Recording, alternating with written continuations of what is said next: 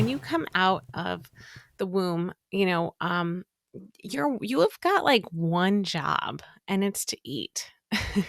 Right? So you are programmed biologically to eat, poop and sleep essentially, right? And I think we know this. Anyone who's had children, even people who haven't had children know that that's kind of the deal with babies, right? They eat, they poop, they sleep.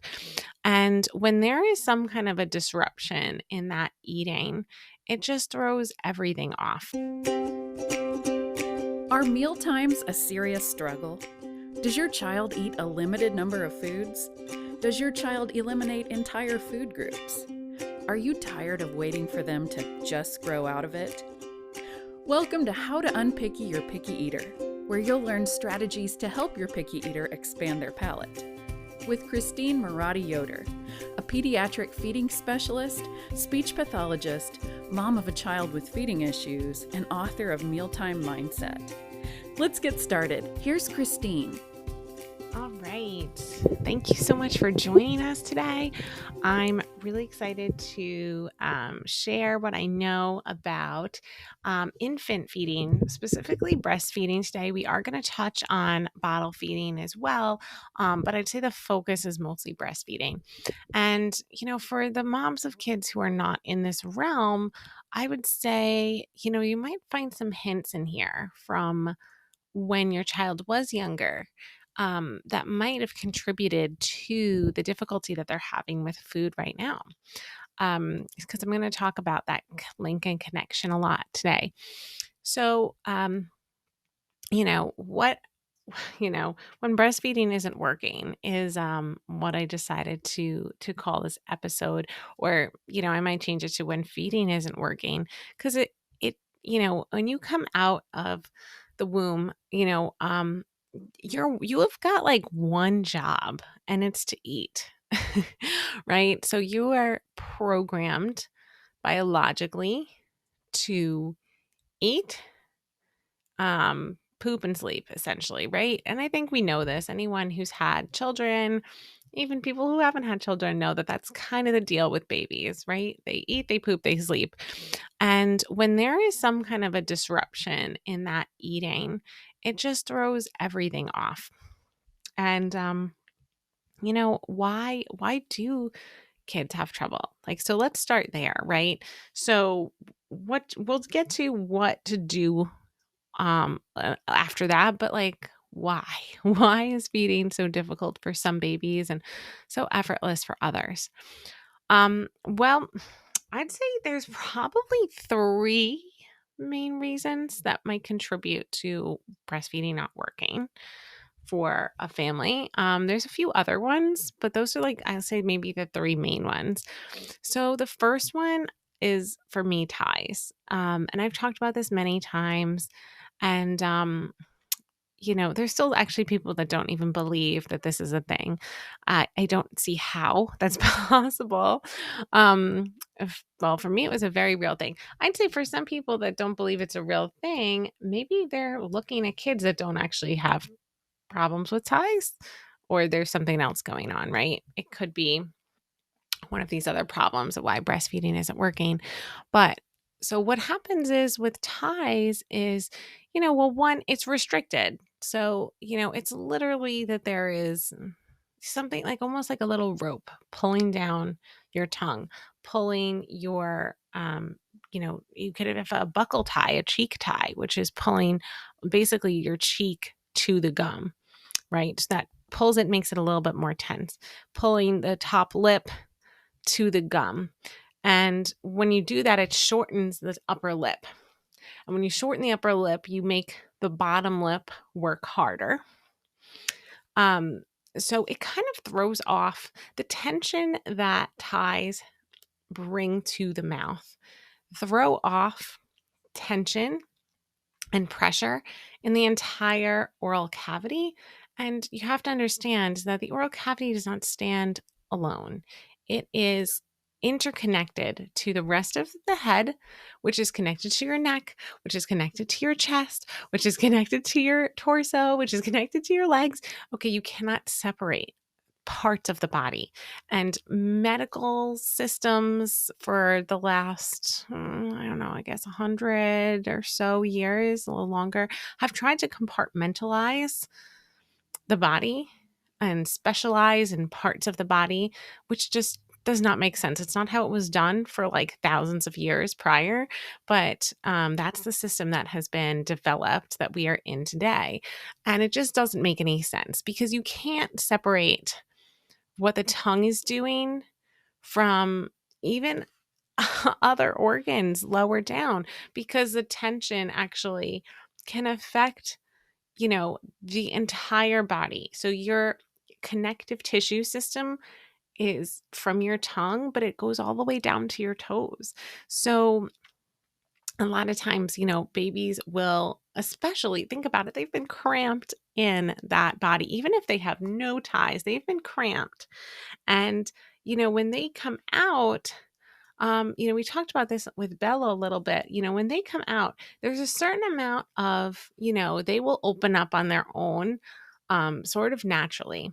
But when you have tension that's specifically pulling a part of your body in one direction, that just makes that process harder. And if you don't come out of that sort of flexion properly on your own and you kind of stay in one place, you can get sort of stuck, right? If you can't move, like think about it. If you couldn't move like an arm, of course it's not this serious, but just as like a visual, if you couldn't move one of your arms, you would start finding other ways like to do things, right? So if you can't move your head great, you're going to start compensating in other ways very quickly because it's survival.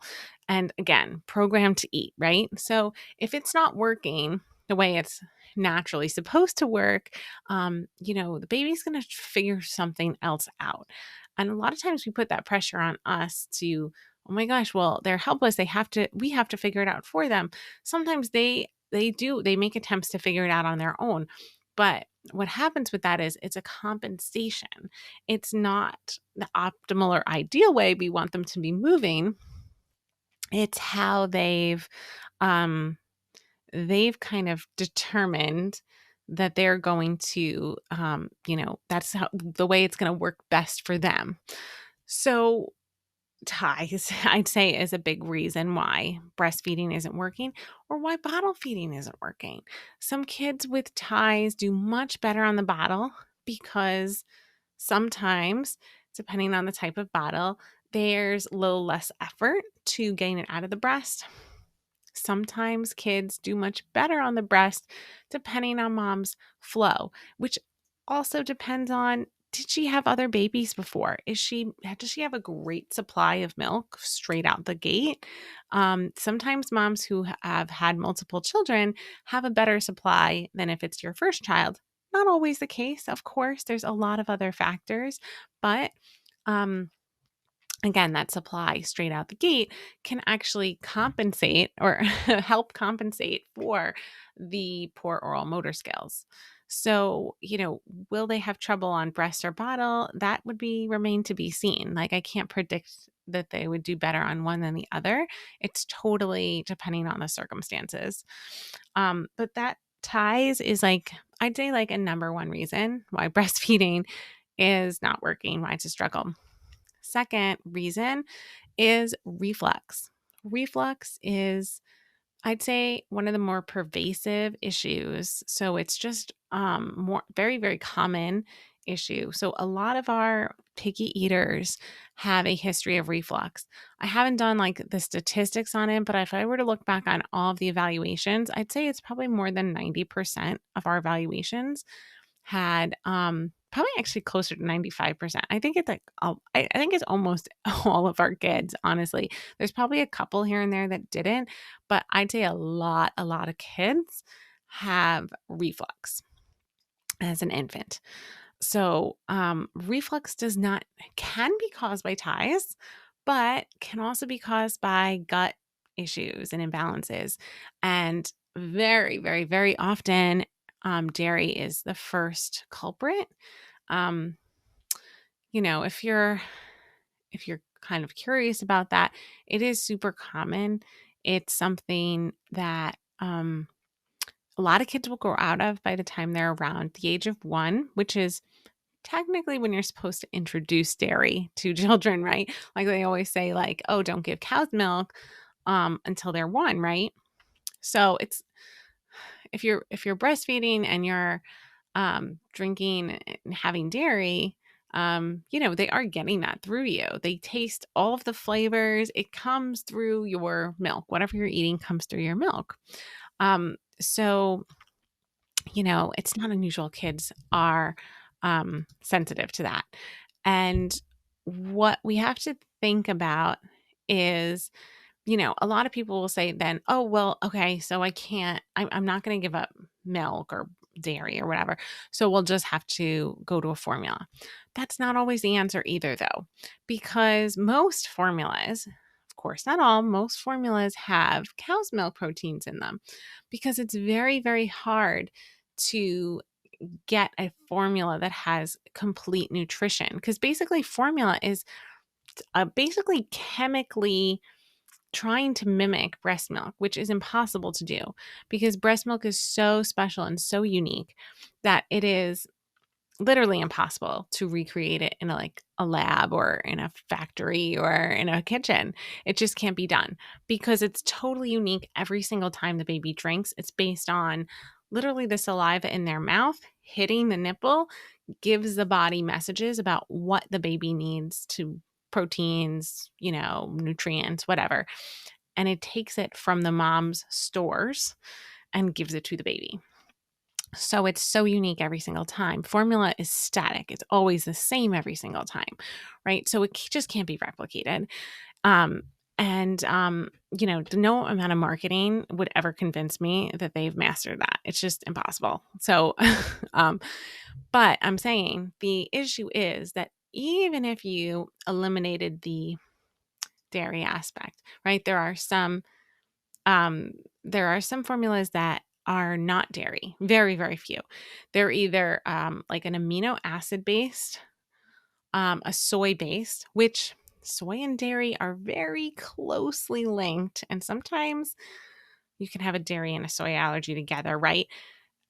If that's the case, you're basically left with amino acid, which a lot of babies just do not like. It is not a good taste, I believe. I don't drink it, obviously, but very rarely will you find a baby that just takes to it and loves it. Excuse me. I find amino acid formula is a hard sell. It's an option, it's out there. It's extremely expensive, I know, but if you eliminate breast milk and you're just like, well, I'm just going to stop breastfeeding. I'm just going to do the bottle because they can't handle my milk, whatever. It's not working for them. If they also can't handle any of those formulas, you're going to be very stuck in like a rock and a hard place because it's like, well, what do we do now? Like there's no formulas that this baby wants to drink and they didn't want my breast milk. But what we can do as parents is eliminate certain foods to make the breast milk more palatable. I know palatable is more like a flavor thing, but like easier on the body, right? So usually if you know what foods to eliminate from your diet, you can successfully return to breastfeeding and baby will for the most part be okay. But sometimes if you have reflux and ties, just changing the milk won't do it. Just doing a tie release won't do it. There has to be like a combination of things, right? If that's the case, which it very, very often is, that there is more than one thing going on. So that's why it's so important to get a really good evaluation that kind of looks at all of these different issues together. Because usually, if you compartmentalize feeding and you just go to the oral motor person, or you just go to the gut person, or you just go to the lactation person, you kind of need a team of people who all have a good understanding of what to do. Um, I'd say the third major reason breastfeeding does not work, well, I'm going to say breastfeeding this time because this is what usually leads people to go to bottle feeding, is time. Breastfeeding takes time. I believe I was reading something very recently that breastfeeding is equivalent, or actually a little bit more than, a full 40-hour week job. It is very demanding. Breastfeeding, especially in early days, happens like around the clock. And it's normal for it to happen around the clock. Babies need to eat every 2 hours. Um, Now, what happens is parents either are going back to work or they have their own schedule and they just don't want to be on the clock on all the time. And it's easier to go to than the formula or bottle feeding because you can kind of um, fill them up a little bit more that way. But that's not necessarily best for baby. It's like definitely a possible solution.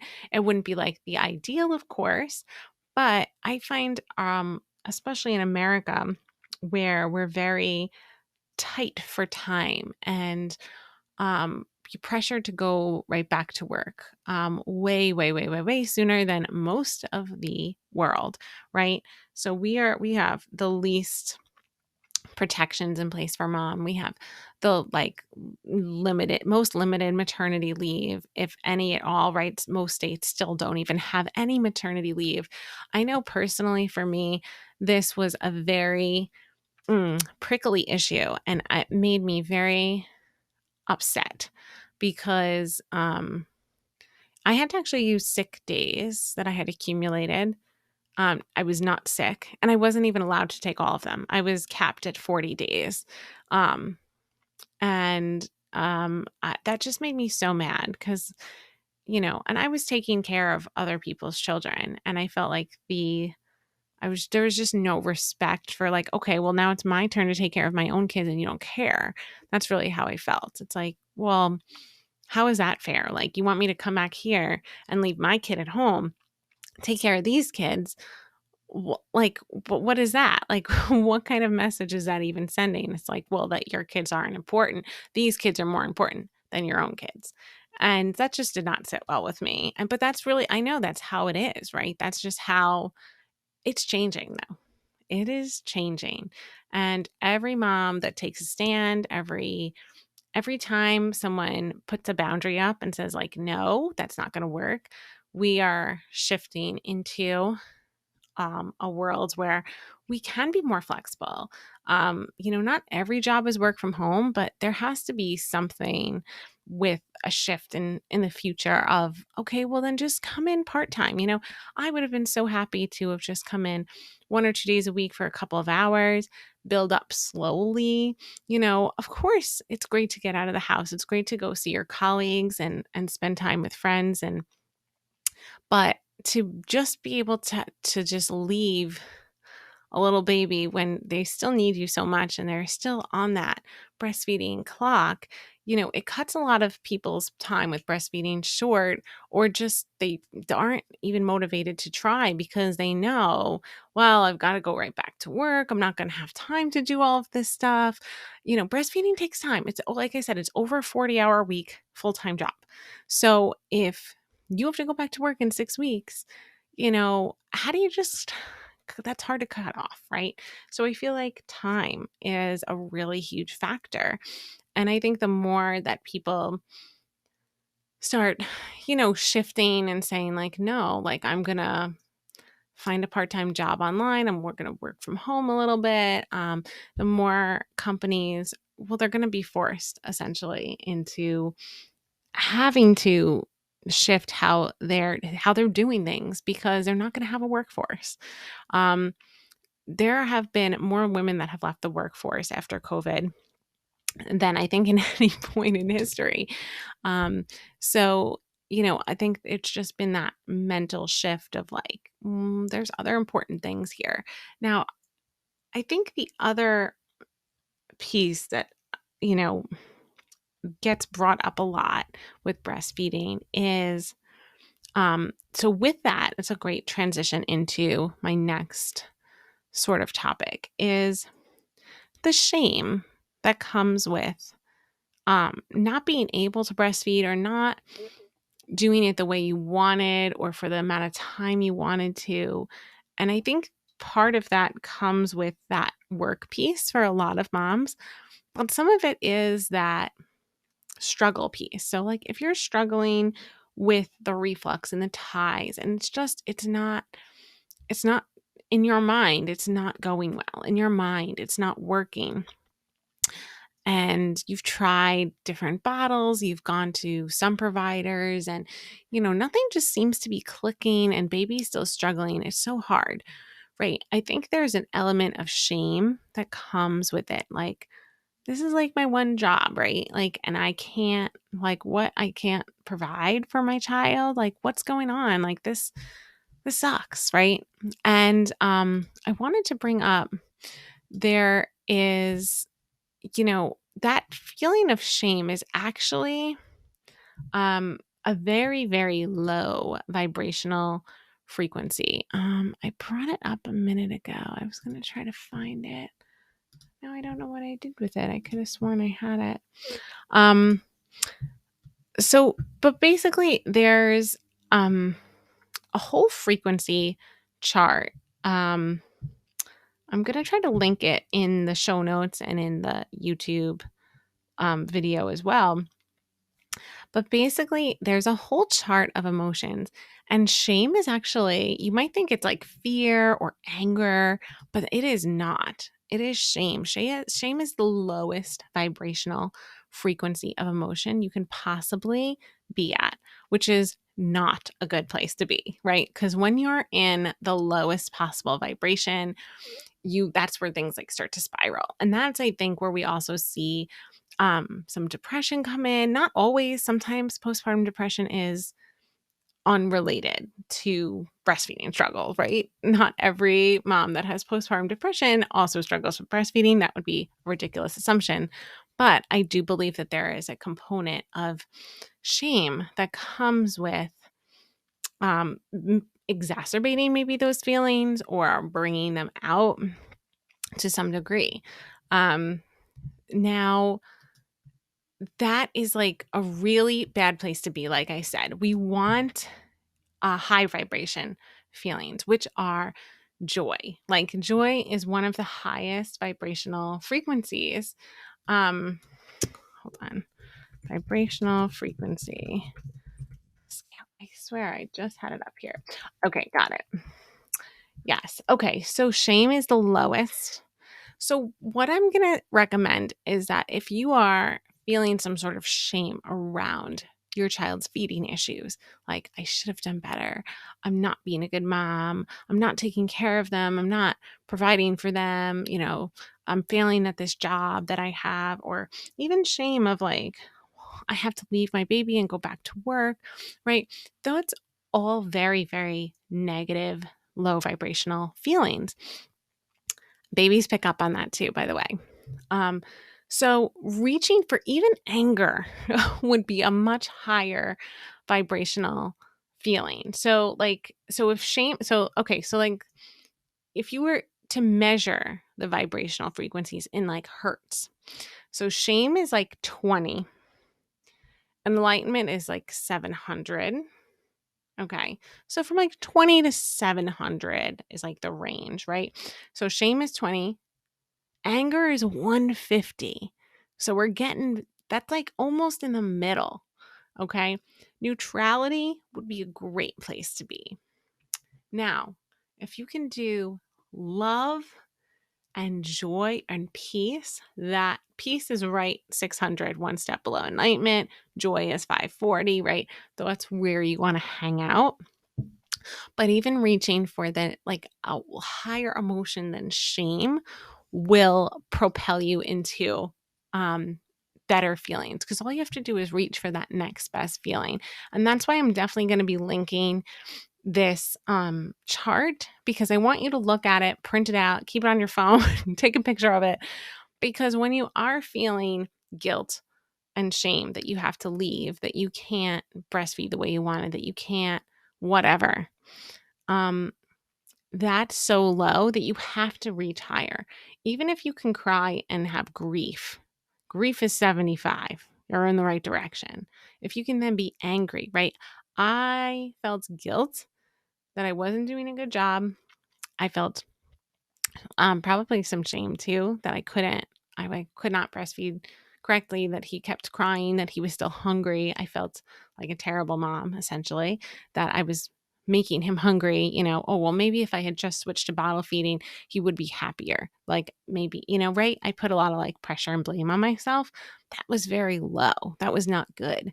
So then, um, I got angry and I was like, why didn't I know about this before? Why wasn't I taught this? How am I just finding out about ties now?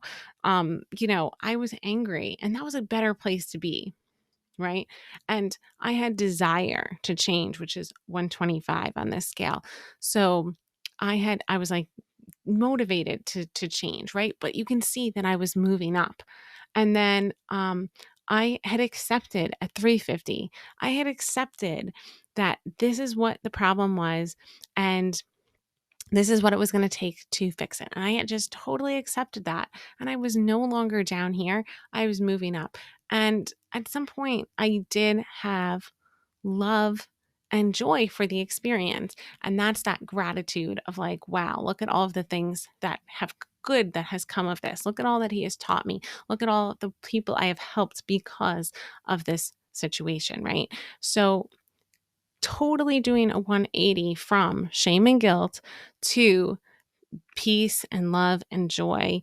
And that's really kind of my message for you today is if it's not working and you are down there in that guilt and shame feeling, you have to reach for the next best feeling and just keep going up that ladder because baby feels when think about it. If you're like with someone who's there's like I don't know if you ever saw that SNL skit, Debbie Downer.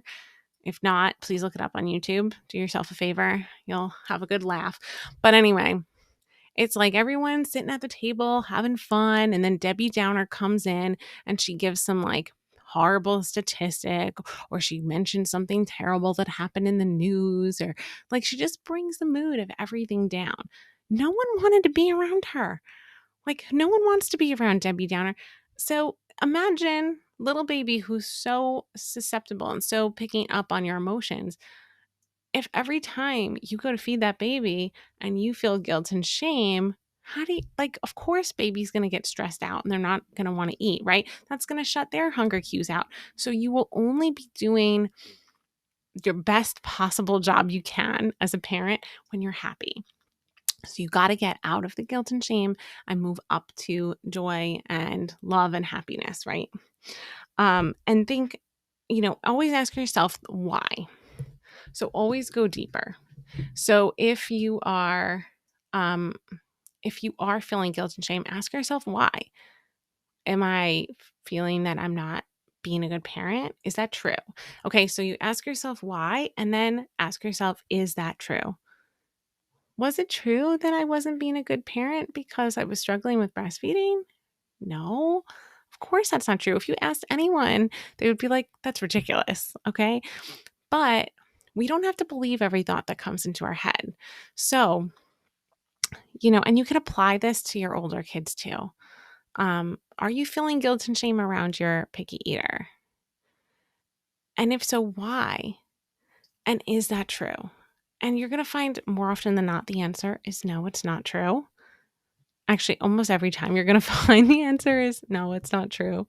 And if it is true, you're going to figure out the why and let's do something about it. Let's be solution oriented rather than lingering in the darkness and the shame and the guilt.